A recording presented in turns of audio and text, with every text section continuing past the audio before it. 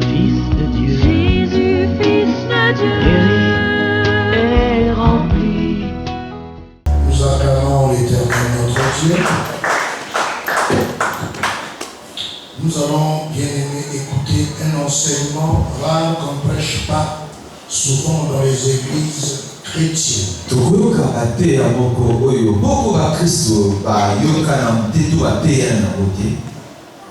Nous prenons Romains chapitre 9, verset 30 à 33. J'ai dit Romains chapitre 9, verset 30 à 33. C'est un message peu prêché dans les églises aujourd'hui. Et le thème de la prédication, c'est le rejet momentané d'Israël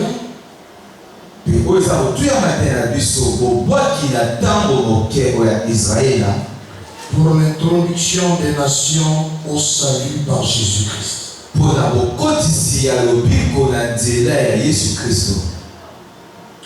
Romains chapitre 9, 30 à 33. Que dirons-nous donc? Les païens qui ne cherchaient pas la justice ont obtenu la justice qui vient de la foi.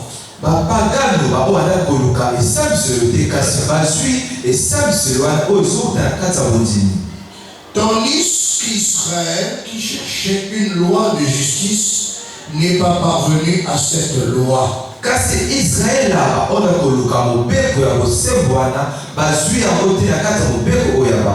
Pourquoi? Parce qu'Israël l'a cherché non par la foi, mais comme provenant des œuvres.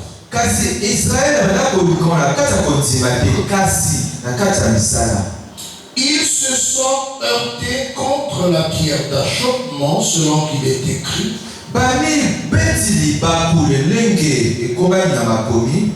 Voici, je mets en Sion une pierre d'achoppement, un rocher de scandale, et celui qui croit en lui ne sera point confus. Alléluia. Le message de ce matin s'adresse à l'Église.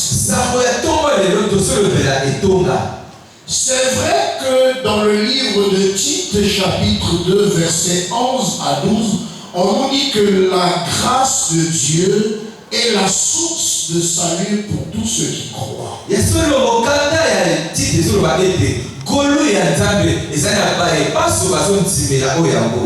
Mais les chrétiens ignorent que le salut vient des Juifs.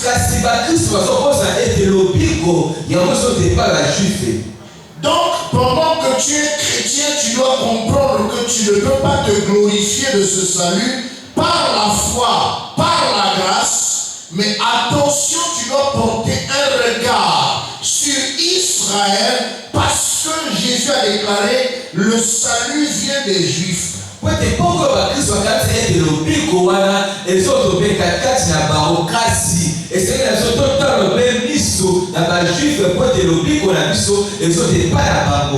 Et aujourd'hui, bien aimé, si le salut est accordé à toutes les autres nations, nous devons comprendre que ça a commencé par Israël.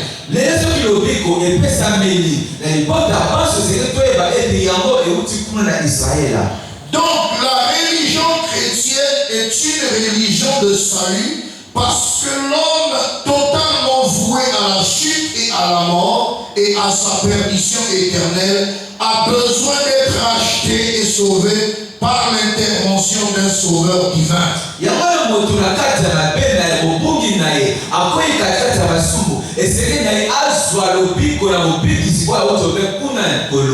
Dans l'Ancien Testament, le Seigneur se révèle comme le Rédempteur, le seul sauveur d'Israël.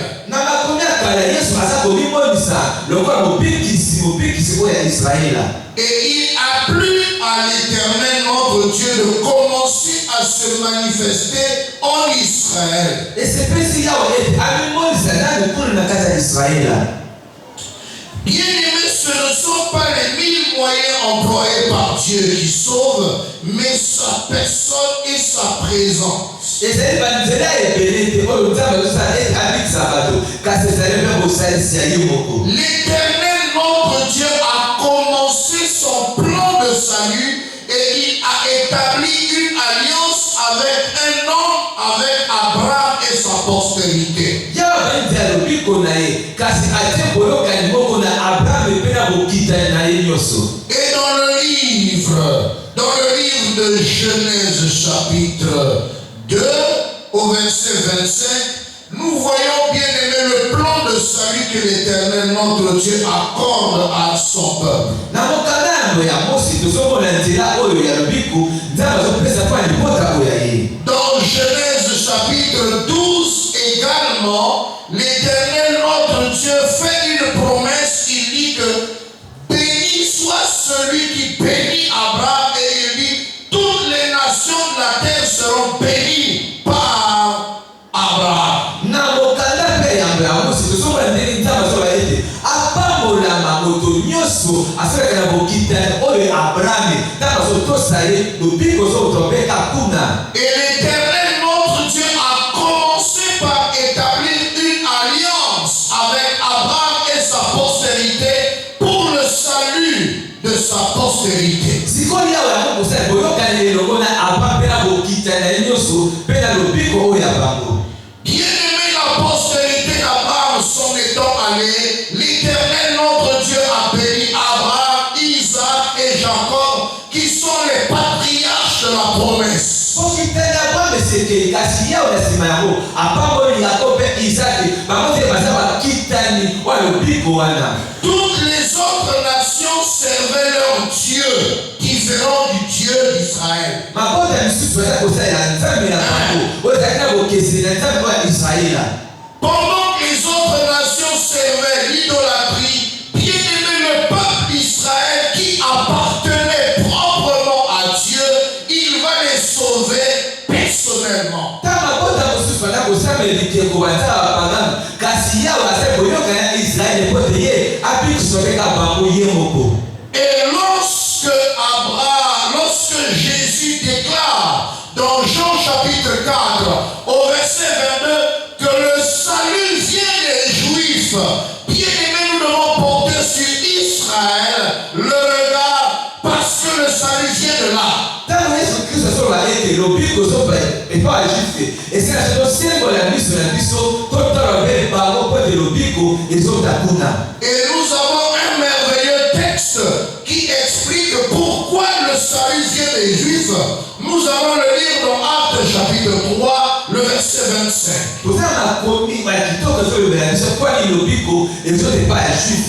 C'est pour ça que nous prenons Actes chapitre 3, verset 25. Et nous allons lire cette portion d'écriture qui déclare ceci, bien-aimé. Vous êtes les fils des prophètes et de l'alliance que Dieu a traitée avec nos pères. En disant à Abraham, toutes les familles de la terre seront bénies en ta postérité.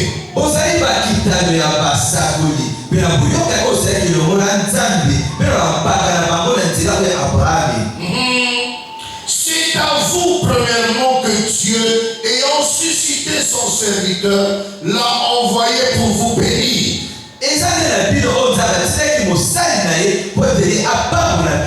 En détournant chacun de vous de ses iniquités. Et l'apôtre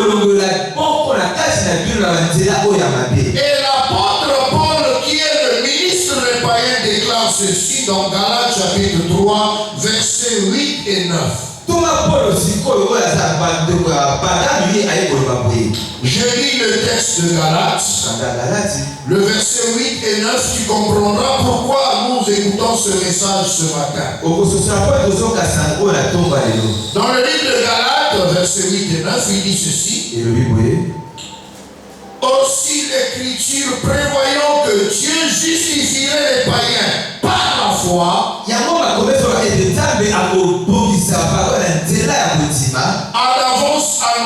cette bonne nouvelle à Abraham. Toutes les nations seront bénies en toi. De sorte que ceux qui croient sont bénis avec Abraham le croyant. Bien-aimés, selon la chair, le Messie est issu de la tribu d'Israël. Et c'est pour ça que lorsque nous commençons à lire le Nouveau Testament, clairement nous voyons la généalogie de Jésus. Bien-aimé, Israël est une référence. Lorsque Dieu parle des prophéties concernant ce monde, il y a une référence par rapport à Israël.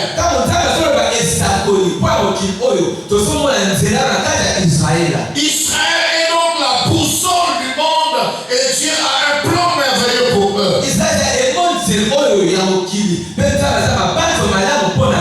Et ici, l'apôtre Paul attire l'attention des chrétiens.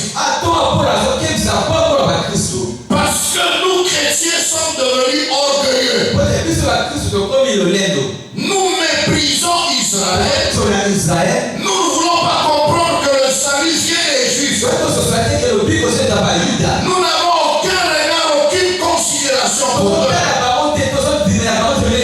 Et c'est pour ça que nous allons prendre un texte de base pour expliquer pourquoi nous, les nations, nous accédons au salut.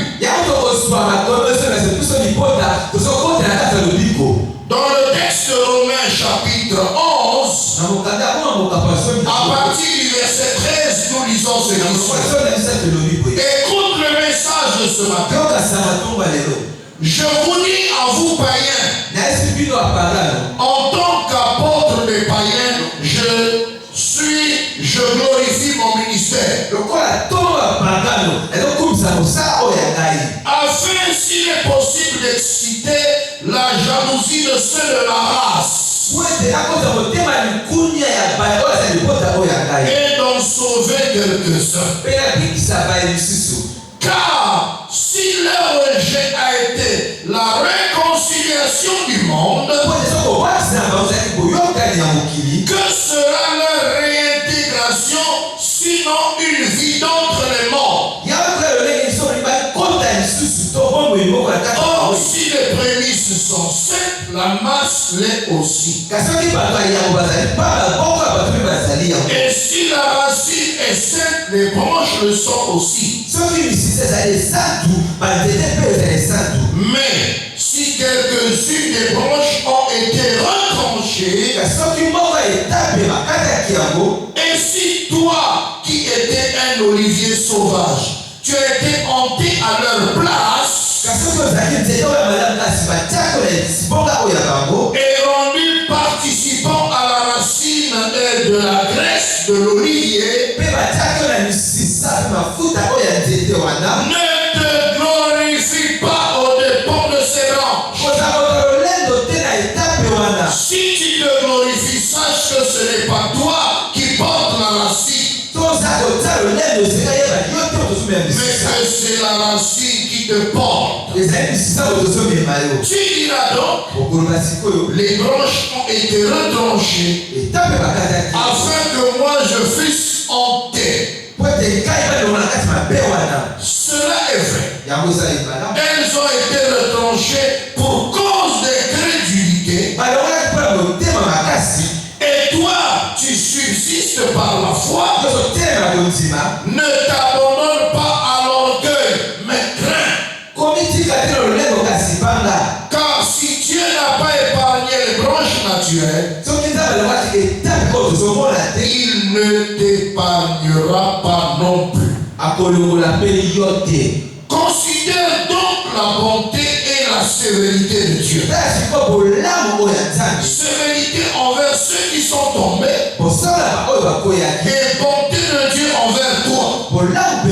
Si tu demeures ferme dans cette bonté, autrement tu seras retranché. Alléluia. Amen. Eux-mêmes, s'ils ne persiste pas dans l'incrédulité, il sera hanté. Car Dieu est puissant pour les hanter de nouveau. Si toi tu as été coupé de l'olivier naturellement sauvage et hanté au contrairement à ta nature sur l'olivier franc, à plus forte raison, eux seront-ils hantés selon leur nature sur leur propre olivier. Car je ne veux pas, frère, que vous ignoriez ce mystère, afin que vous ne vous regardiez pas comme ça. C'est qu'une partie d'Israël est tombée dans l'endurcissement jusqu'à la totalité des païens soient entrés. Et ainsi, tout Israël sera sauvé. Selon qu'il est écrit, le libérateur viendra de Sion et il détournera de Jacob les impies. Toi qui es chrétien aujourd'hui, ne t'enorgueillis pas. Ne prends pas la grâce de Dieu en vain. Bien-aimé, la grâce va s'arrêter. Tu dois comprendre que le salut vient des Juifs. Ils font partie de l'olivier franc. Il a plu à l'Éternel, notre Dieu, de choisir les patriarches Abraham, Isaac et Jacob. Dieu a établi une alliance éternelle avec son peuple. C'est le peuple béni de Dieu. Dieu ne se trompe pas. Il ne se répond pas de ses hommes et de ses appels. Il a toujours le regard sur Israël. Et dans le livre de Jean chapitre 1, la Bible déclare que le Messie, quand il est venu, selon sa généalogie, il est venu chez les siens. Et les siens ont abandonné. Ils se sont enfermés dans l'endurcissement. C'est pour ça que Dieu a tourné les regards vers les nations, vers toi et moi. Et Dieu nous a donné la grâce. Nous sommes sauvés par la grâce, par le moyen de la foi. Mais attention à ce que ne prends pas la grâce de Dieu en vain. Attention bien. Jésus a dit le salut vient des cieux. C'est le peuple béni. On bénit Israël. Ils font partie de l'olivier franc. C'est écrit. Si Dieu les a enfermés dans l'endurcissement, c'est pour un temps. Mais que fais-tu pendant ce temps?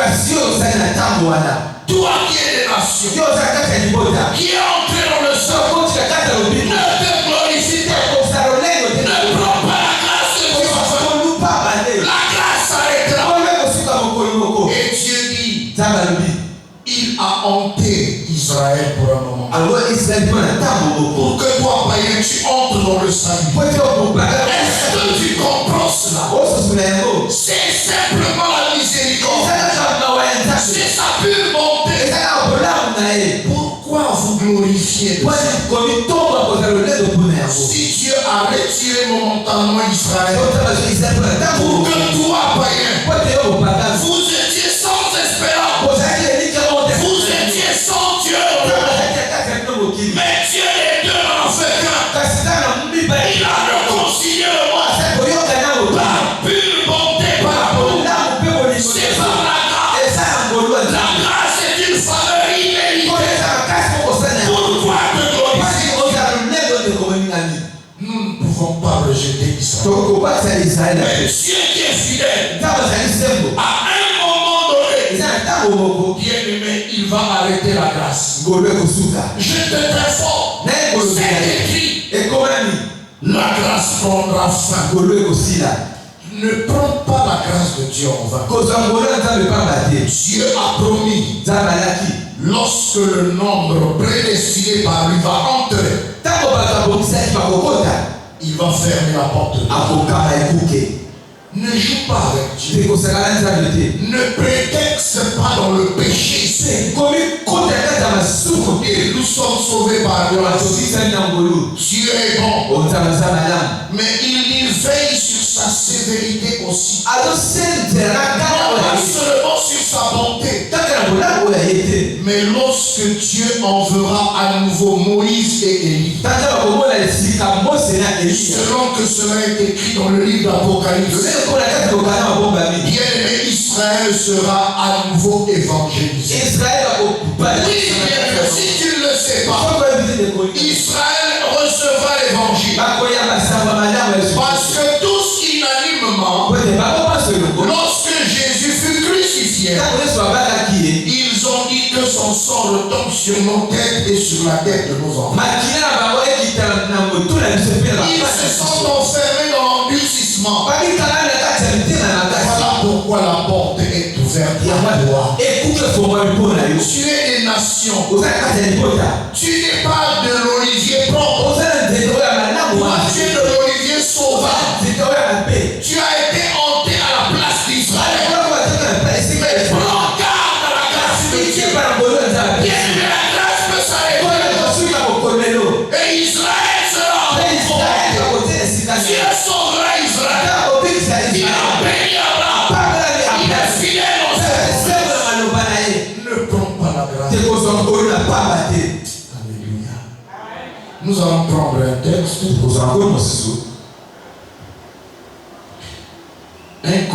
Nous allons prendre 2 Corinthiens chapitre 6.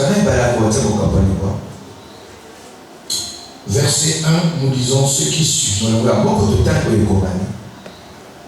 2 Corinthiens chapitre 6.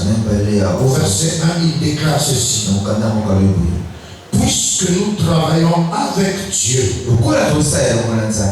nous vous exhortons à ne pas recevoir la grâce de Dieu en vain. Car il dit, au temps favorable, je t'ai exaucé. Au jour du salut, je t'ai secouru. Voici maintenant le temps favorable. Voici maintenant le jour du salut. Tu es de l'olivier sauvage. Le Seigneur t'ouvre la porte du salut par simple miséricorde. Ne prends pas la grâce de Dieu en vain. Bien-aimé, et ne ridiculise pas Israël. Ils font partie de l'olivier propre. Relis le texte de Hébreux 11. À partir du verset 13. Tu verras que Dieu a enfermé une partie dans l'endurcissement. Il les a retirés pour te hanter à leur place. Mais ceci prendra fin un jour. Pour que Dieu ramène à nouveau Israël au salut.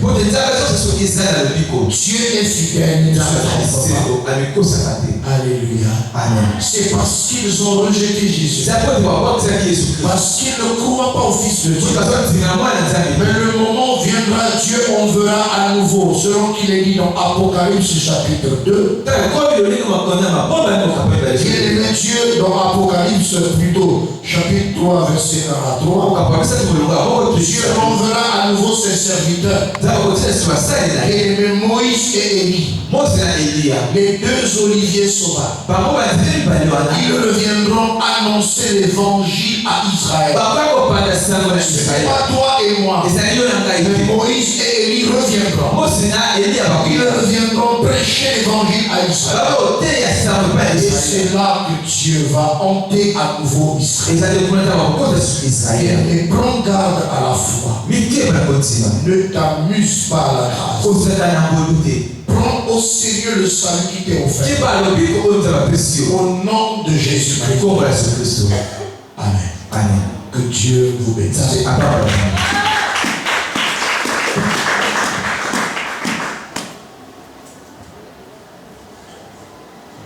Nous allons nous lever, bien-aimés.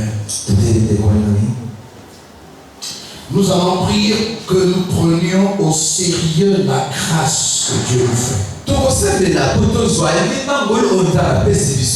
Que chacun travaille pour cette grâce sérieusement parce que tu travailles avec Dieu, pas pour un homme.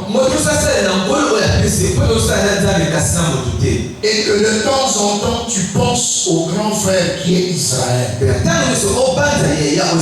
Jésus a déclaré que le salut vient des Juifs. Je ne sais pas comment tu comprends ça. Et l'apôtre Paul a déclaré dans Romains 1,16, il a dit, je n'ai point honte de l'évangile. C'est une puissance de Dieu pour le salut de quiconque croit. Et il a dit du juif premièrement. Je voudrais que tu médites sur ce passage. Paul a dit du juif premièrement. Le salut vient des Juifs. Nous allons prier. Père éternel, Dieu Tout-Puissant, bénis ce message et donne-nous de travailler avec Dieu pour notre salut qui nous est offert par grâce, sérieusement, que nous ne prenions pas la grâce de Dieu en vain et que nous ayons la considération pour Israël, ton peuple. Au nom de Jésus. Amen. Amen.